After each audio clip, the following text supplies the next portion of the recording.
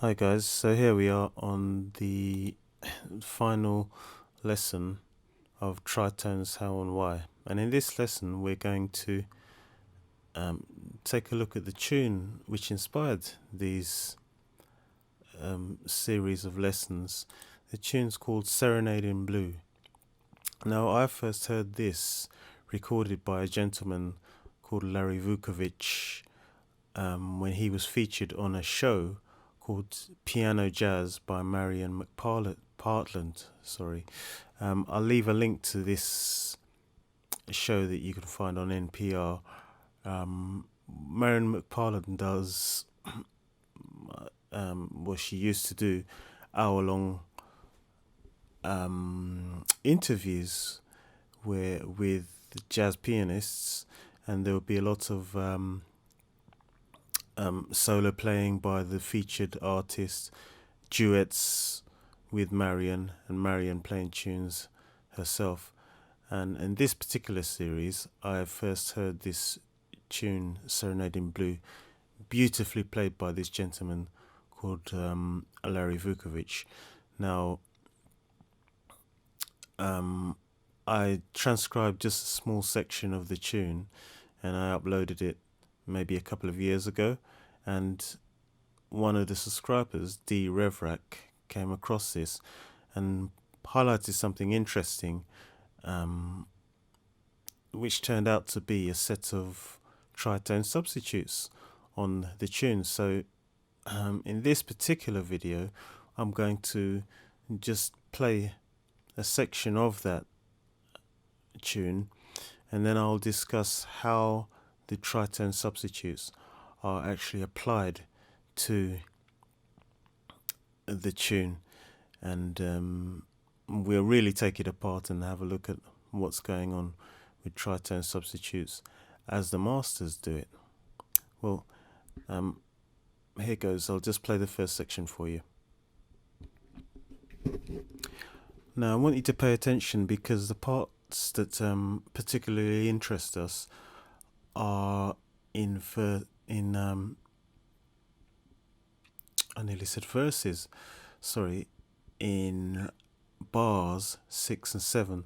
So if you see where I've highlighted after the bar with the F minor 7, then you have the next bar has a D flat dominant, C dominant, B dominant, B flat dominant. If you notice, the roots of those chords are moving downward chromatically, and then they resolve to the E flat major, the E flat 6 in bar.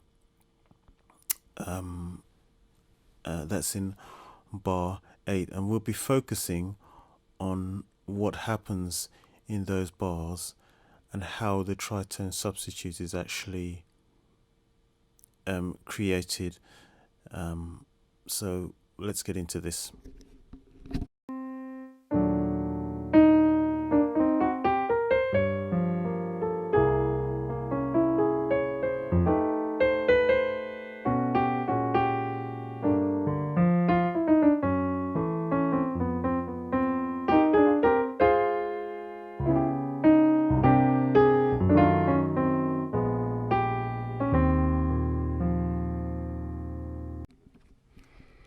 Okay, now did you notice the chromatic movement just before the major chords?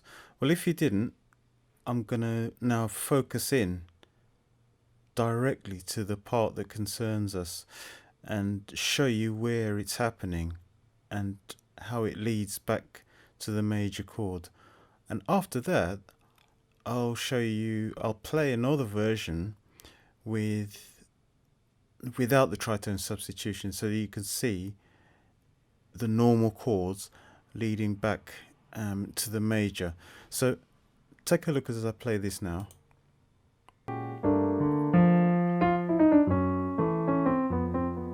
Here it is: D flat 7, C7, B7, B flat 7, and that leads back to the major chord. Okay, so this time we're going to look at how it was originally to be played as by the composer. It is, I think it's in a different key, but it's exactly the same form. All the chords relate to the major in exactly the same way, and you can hear and see the difference. So here goes. So these chords are the same all up till here, and then we have the change from the F7. It goes to G7, C7, F7, B flat 7, and then back to the key center, E flat major.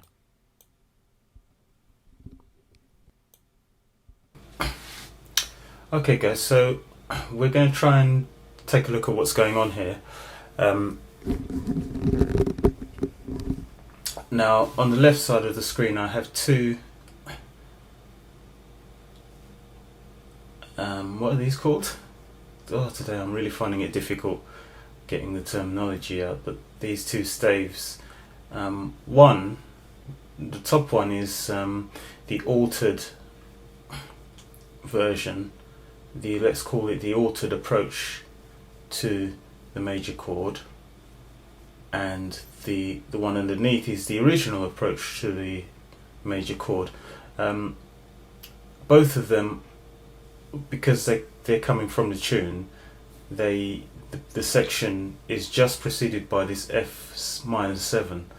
So you're coming up to this part with the F minor 7, and then you go into something that really sounds like a turnaround to the major chord, and they just approach differently. Now let's consider what's happening in this approach to the major, the E flat major. If you look at the original, you after you finish playing the F7, you then start with a G7, and then you go to a C7, and if from there you go to an F7, then you go to B flat 7, and then you end up with the E flat major. Now if you're perceptive, you will notice that these seem to be going up in a certain steps, and if we take a look at the key at the circle of fifths here over on the right side, we can see exactly what's happening, because let's take the G7 and we go to the G. Well, what's the next chord in the movement? It's C7. Funnily enough, there we are, C7. Next chord, F7, there we go, F. Next chord, B flat 7, there we go, B flat. Finally coming back to the E flat major.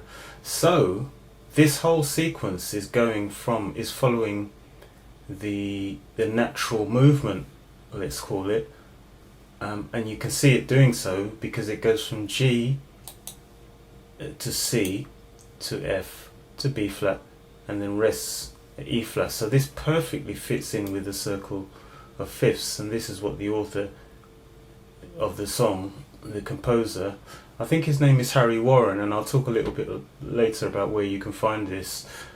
In fact, we're going to be playing along with the original just to show that both of these chord sequences, the original and the substitution, can actually work along with the original music, and rightly so, because we are basically following music theory with this. So there we've seen from the G7 all the way up to the E flat, it's following the circle of fifths, and that's obviously going to make the tune sound really nice because it's got a natural feeling to it.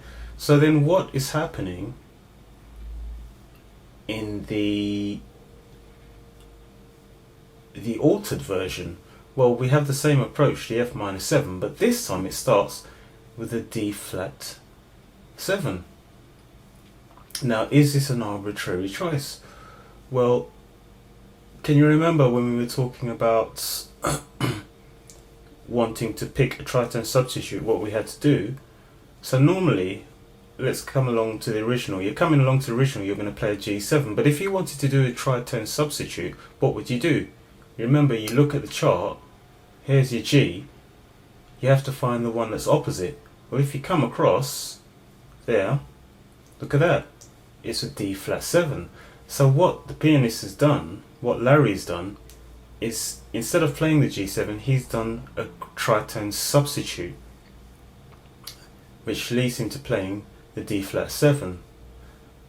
So then what's the next chord? Well, the next natural chord in the composer's making of the music was a C7, and Larry plays the C7.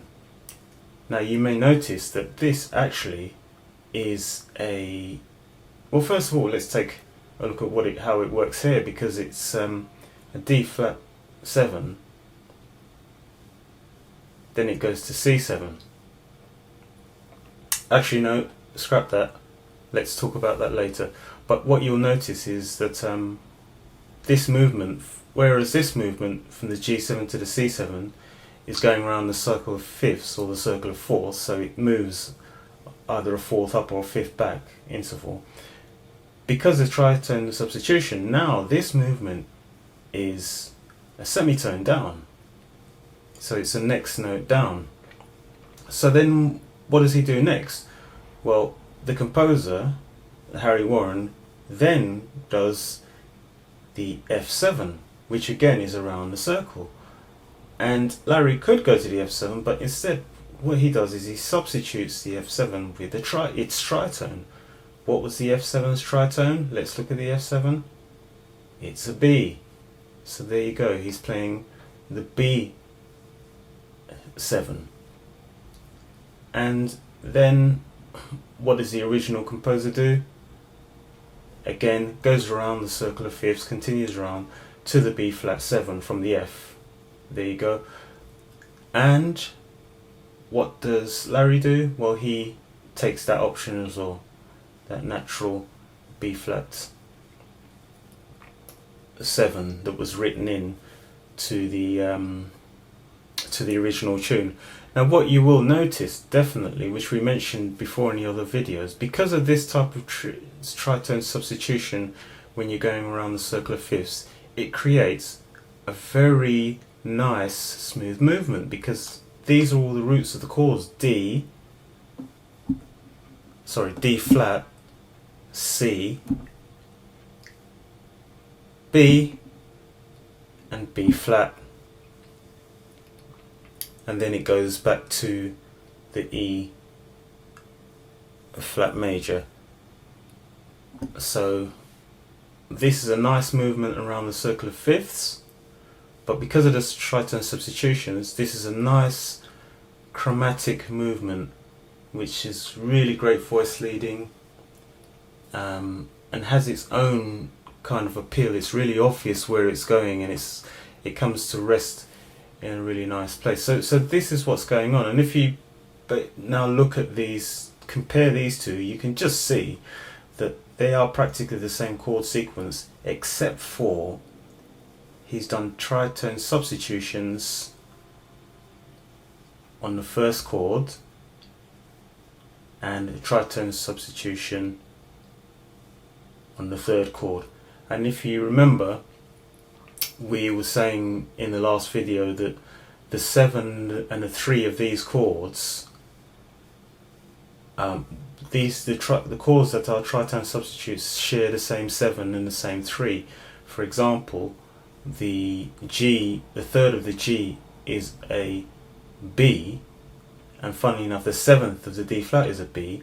The third of the G is, the 7th of the G is F, and the third of the D flat is F, and we showed that already. But what I'll do is we'll go to the keyboard and show these similarities that these tritone substitutions have, and you can get an idea of what chords I'm doing. Okay, so guys, we're going to get up close and personal now, because I want to talk about the construction of the chords. Excuse my cup of tea, my London Starbucks cup of tea. I don't know, I might get in trouble for that. Anyway, I bought up in mainly in England and London, so you know I do like my tea. Look at the size of this. I drink maybe about 2 or 3 of those each day. Probably bad for the health, but you know, I guess each nation has its practices which you're never going to leave. Anyway, that's off point. So in the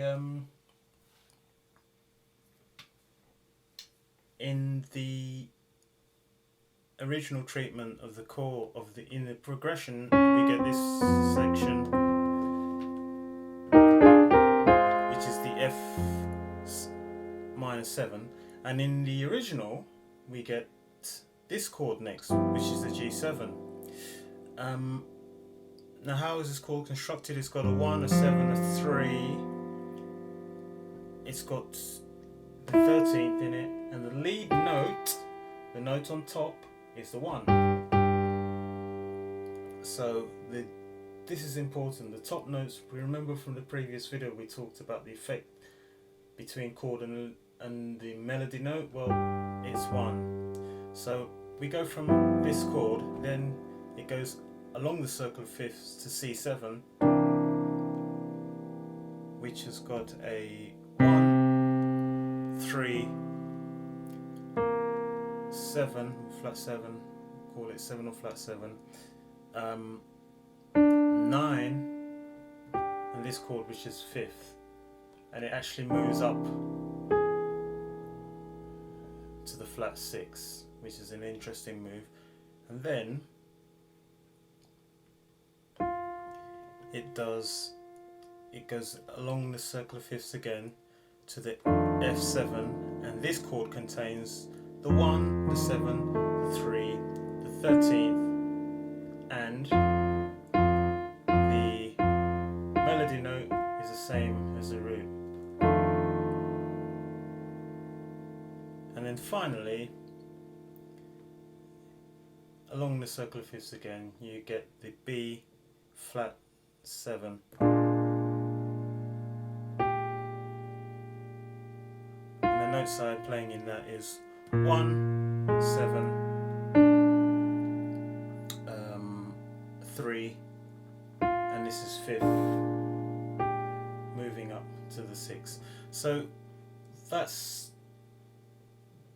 the chord progression of the original, fairly standard. The G7 with the 1 in the melody, C7 with 5 in the melody, which goes up to the flat and 6th in the melody for a second, and then F7 with the 1 in the melody, B flat 7 with the 5 in the melody, which goes up to the 6th in the melody, and then it finishes on the E flat. So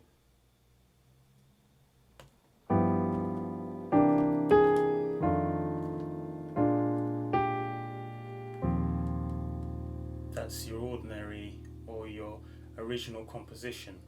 Later on we'll be looking at it, actually how it works in the key, in the original key that was in which it was played by the Glenn Miller big band, because Glenn Miller was the person who actually, even though it was written by Harry Warren, brought this tune to the public awareness. Basically, it was through a film called Orchestral Wives, I think, or Orchestra Wives, and we'll be seeing just a little clip of it later, because I need that so that I can play the chords, the original chords, and the altered chords over it, so you can see exactly what's happening. So now in the alteration you get the F minor chords. Now instead of playing the G7, he goes to the tritone. So there's a G tritone. Now that's very different sound, isn't it? And let's talk about the notes in this. So I copied this, I transcribed this as best I could, following the the notes that the, let's call him the master, Larry Vucovich did. Now he doubles the 1, the octave, and also he doesn't play the 3. But you can tell from the other notes in the chord that he's playing the dominant 7. So instead of the G flat 7, he does a tritone substitute. And what that consists of is a 1, a 7, a sharp 9, and this note, which is a sharp 11. So now the melody note is a sharp 11. Very interesting note. How do we know that? This is the chord root. 3, 4, 5. 1, 2, 3, 4, 5. Between 4 and 5 is a sharp 4, which we call the sharp 11. But then the next chord, he goes back to the C7, which is in fact what was originally intended, and the notes in that is 1, 5, 1, 7, 9, and the melody note is a 5th. So we have, hear that sound? Very weird sound. Seems to resolve to something a bit more vanilla, they call it. Then he goes to the next chord. Now the composer goes to the F here.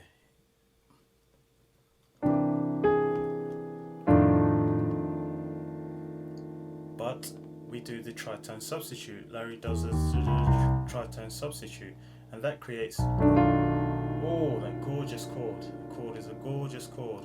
And what is it? It's B, and it's got the 5th, it's got the 3rd in there, it's got the 7th, it's got a sharp 9, and guess what?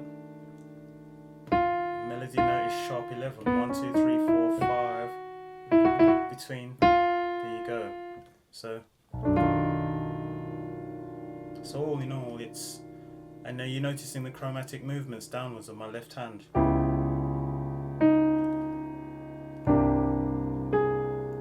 I'm going down again to this lovely chord.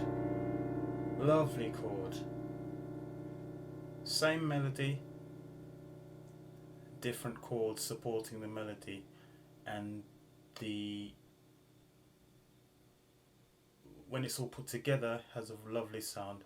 And finally, from the B chord, he goes to the B flat. And what is that? That's 1, 5, 7, flat 9, and the melody note is the 13th. So that you get this.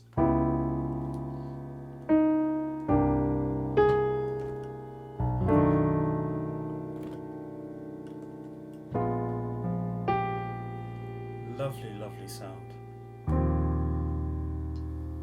As opposed to this, which is much more, which in itself is not bad either.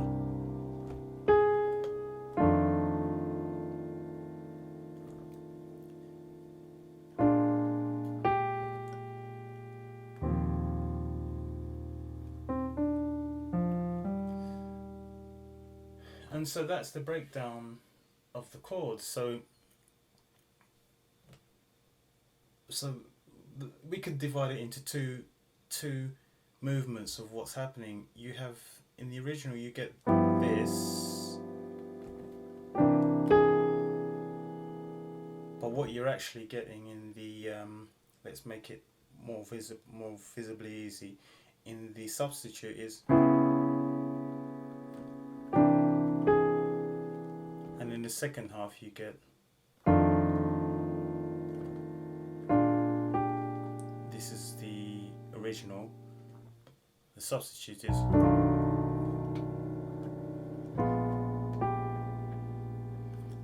both finish on one chord.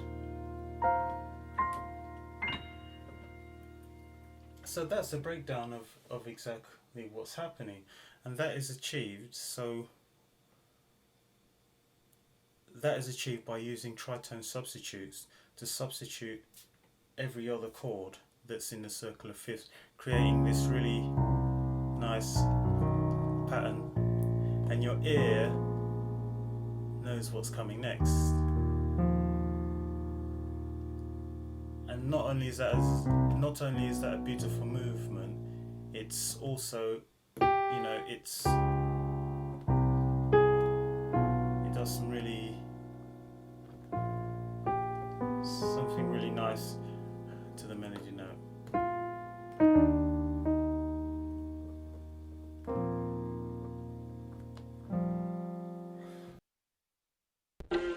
When I hear that serenade in blue,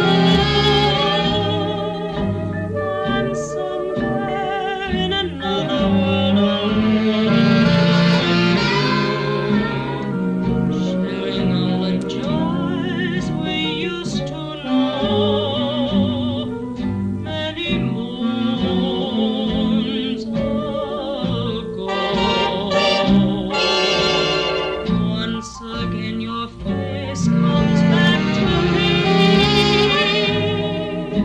just like the theme of some forgotten melody in the album of my memory. Serenade in blue. It seems like only yesterday. Here we are, finally we're going to put the theory into practice. Now what I've had to do is transpose the chords into another key, because I showed you all this information in E flat. The original song played by Glenn Miller is actually I showed you it in E flat. The original song is in B flat. And I'm going to be playing over a clip of the film Orchestra Wives. Cannot remember the name of the actress singing. She's miming, and there's an actual singer who sings this song. But just to see that, yes, you know, all the theory we studied does actually work over the song, particularly the alteration. The original will sound like this. I'm going to simplify it.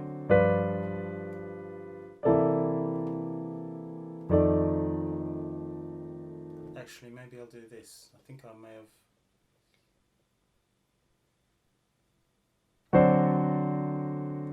No, that's right.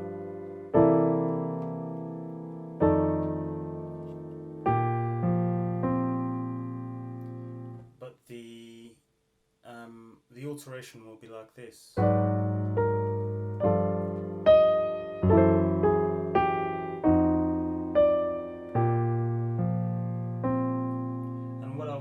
Play this over her singing. The first chorus, I'm going to play the as in originally written.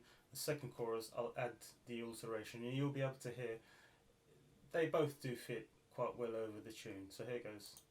When I hear that serenade in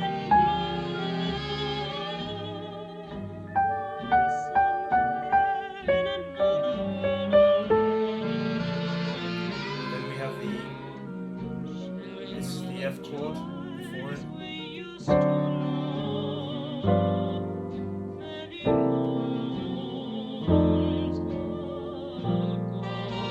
That is as written originally, sorry.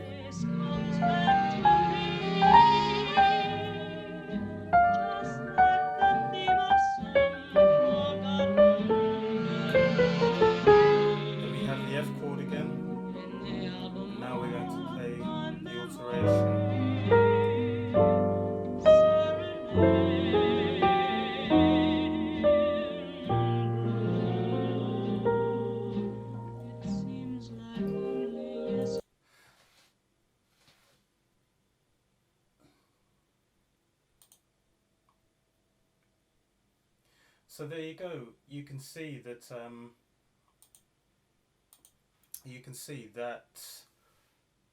the playing the original chords was, God, that goes without saying. Obviously the original chords work, but so does the alteration. And there should be no surprise of that, because we're talking very solid music theory. So there it is. That shows that making these alterations actually do work in real life. It's not just theory.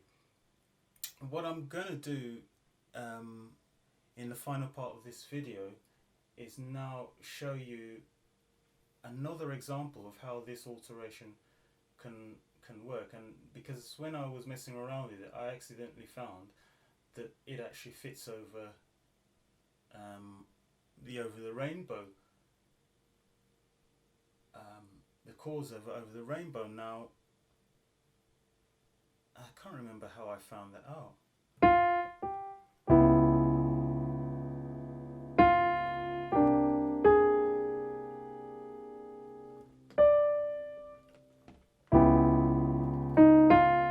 Oh, there we go. Yes, I'll have to work it out a minute, and then I'll start recording again.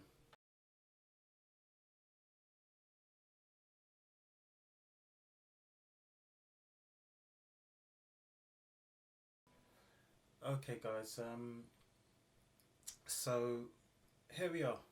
Let's see how we can use this idea over another song. Now if you remember, the chords go,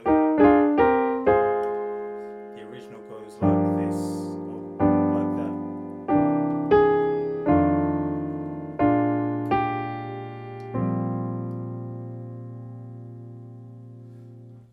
Now interestingly enough, I realised that these chords can fit over the rainbow with a slight alteration. Instead of playing the G7, I play the G minor 7, but all the rest of the chords work. So let me give you an example.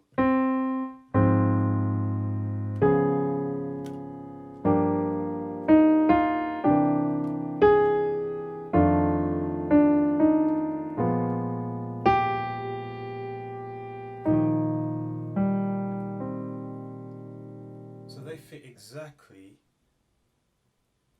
The exact same chord progression fits over the rainbow. If that's true, it means that I should be able to play the alteration with the tritone substitutes over that part of the tune. Is that true? Let's try it.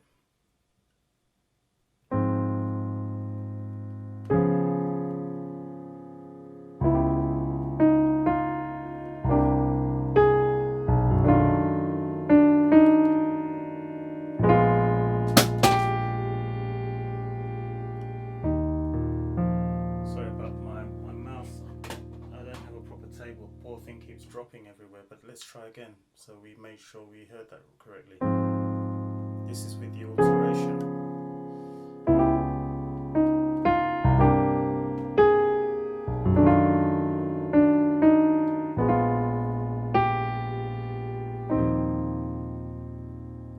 So there is a real life example of how the tritone substitute really works, and it's a great thing that you can do over maybe practically any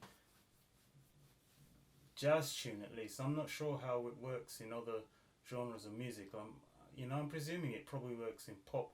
I've heard a lot of gospel players use this kind of tool in their music. You'd have to sort of, I guess you can hear it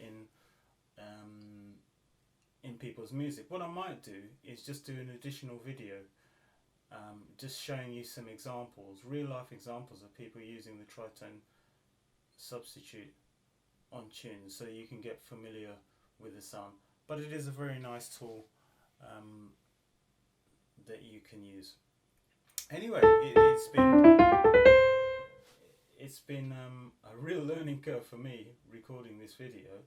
and I hope you benefited from it. I did forget to say, if you've got any questions about this kind of about this particular subject, about tritone substitutes, please ask. I may or may not be able to answer your questions because I'm still learning a lot now, but I definitely know where to point you in the right direction, because I have a whole laundry list of people that I watch on my journey who are much more advanced than I am. And you know, if you do ask a question that's above my head, I can point you in the right direction. Okay, until the next video, we'll be going back, I guess, after I do another demonstration video of tritones showing some of the masters who use them. We'll be going back to dealing with learning some more minor chords for your playing. So until the next time.